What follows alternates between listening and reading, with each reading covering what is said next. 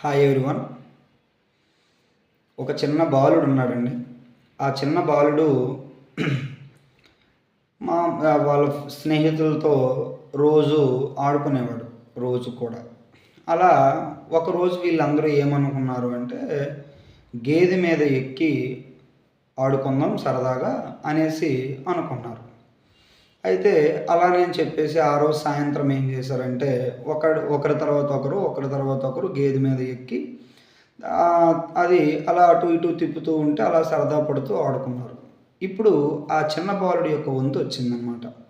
ఆ చిన్న బాలుడు ఆ గేదె మీద ఎక్కాడు. ఎక్కితే మరి గేదె యొక్క ఆలోచన ఎలా ఉందో తెలీదు కానీ, దానికి విపరీతమైన కోపం వచ్చి ఆ యొక్క చిన్న బాలుడిని ముళ్ళ పొదల్లోకి విసిరేసింది. అప్పుడు ఆ చిన్న బాలుడికి మొత్తం ఒళ్ళంతా కూడా ముళ్ళు గుచ్చేసి చాలా ఇబ్బందిగా రక్తాలతో ఉంటే, ఆ స్నేహితులందరూ కలిసి ఆ చిన్న బాలుడిని హాస్పిటల్‌లో జాయిన్ చేశారు. జాయిన్ చేశాక ట్రీట్మెంట్ అయింది, బానే ఉంది అన్నప్పుడు ఈ చిన్న పిల్లలందరూ వెళ్ళి ఆ బాలుడిని అడిగారు. "ఎందుకురా బాధగా ఉందా?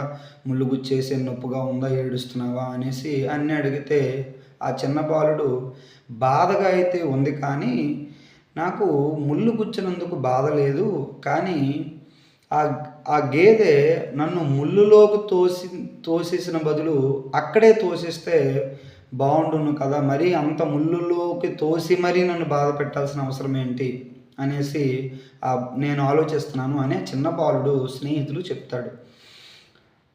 అంటే నాకు ఈ కథ బట్టి ఒకటి అర్థమైంది. ఏంటంటే ఎవ్వరిని కూడా నేను ముళ్ళు పొదలలో అంటే ముళ్ళలో తోసి మరీ బాధ పెట్టాలనుకోకూడదు. ఎందుకంటే ఇప్పుడు నేను ఎంత బాధపడుతున్నానో అవతల మనిషి కూడా అంతే బాధపడతాడు.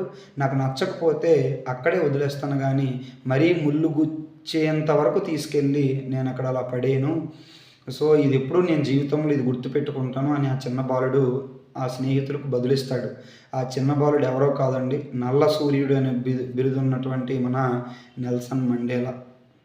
Thank you.